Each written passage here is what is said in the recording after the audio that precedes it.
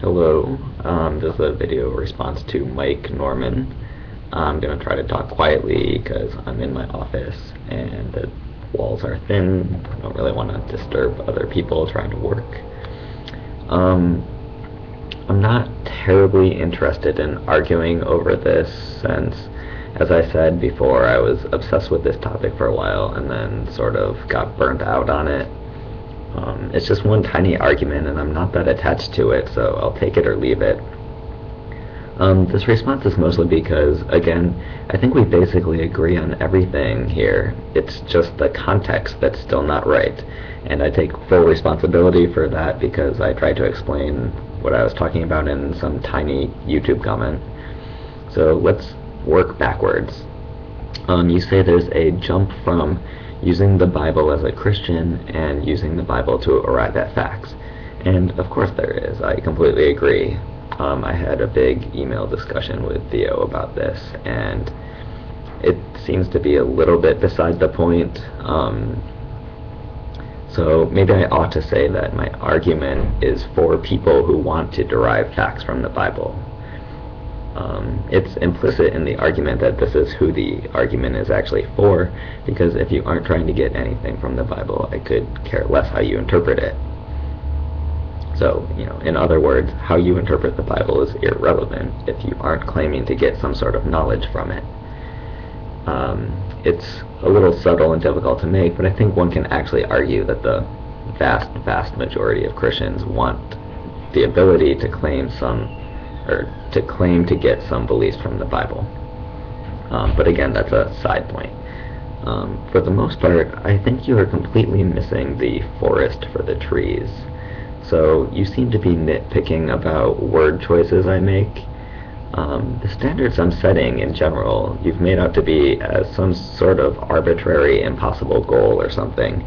Yet what I'm really saying is so easily met. It's such a bare minimum that I can't fathom anyone actually arguing against it.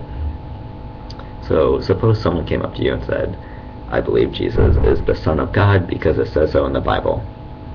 Even the mildest skeptic at this point would say, there's contradictions in the Bible, there's flat out falsehoods.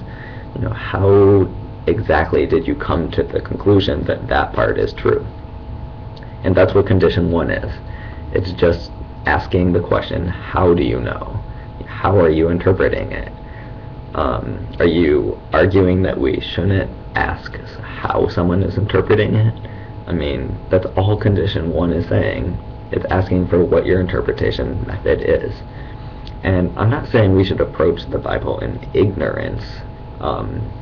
So by a priori, I only meant a priori to the belief that you're trying to derive from the Bible. So not in the sense of Kant's a priori versus synthetic truths or something. And this part kind of goes without saying. So either you're fitting your interpretation to some preconceived belief, or you're using your interpretation to get the belief. And if you're in the first camp, we've said this doesn't apply to you. And if you're in the second, then the interpretation is automatically a priori to the belief. So this condition should be met just naturally if you actually are using it to come up with your belief, or if you're actually deriving your belief from the Bible.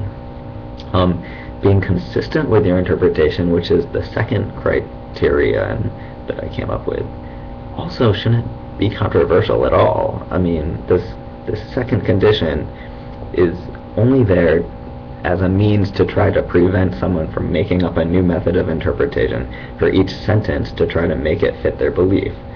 If you say that your interpretation is to, say, use a standard historical critical one on Exodus because it is intended as a historical document, and then you take John to be a non-historical metaphor to illustrate theological points, then you've told me ahead of time what you're doing, and if you stick to that, then that's the consistency part. It doesn't mean that every single part has to be extremely historical in every single part, or every single part has to be completely metaphorical or something. If your interpretation allows you to go between different things in some consistent way throughout that you've come up with, then you're perfectly allowed to do that. And then you say that my criteria don't allow you to go outside the text and look at the historical period. I don't see why that is at all. You could use some standard method of examining a historical text as your interpretation method. You know, I'm putting no restraints at all on what your interpretation method could be, so I don't know how you've ruled that out. Okay, so, you know, as a summary, basically my point is that if someone claims to get beliefs from the Bible, then I'd like to know how they're doing it, and the criteria are merely a minimal set of conditions to try to prevent the person from making up whatever random stuff they need to actually make it conform to their preconceived beliefs. It's not some, you know, highly controversial thing, I think, but maybe I'm just wording it weirdly, so that's the overall point, and maybe the individual way I'm trying to say it should be altered to better fit that.